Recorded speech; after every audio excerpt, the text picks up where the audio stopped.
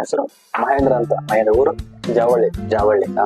ಜಾವಳ್ಳಿಲಿ ಮೊನ್ನೆ recent customer ಬಂದವರು ಅವ್ರ ಹೆಸರು ನೆನಪಿಲ್ಲ ನಮ್ಗೆ. ಥ್ಯಾಂಕ್ ಯು ಅಣ್ಣ, ಅಲ್ಲಿಂದ ಬಂದಿದ್ದಕ್ಕೆ. ಬ್ರದರ್ ನಿಮ್ದು? ಸುದೀಪ್. ನಮ್ದು ಜಾವಳ್ಳಿನ. ಬ್ರದರ್ ನಿಮ್ದು? ರಾಕೇಶ್. ಮೊಬೈಲ್ ಯಾರು ನಿಮ್ಗೇನಾ?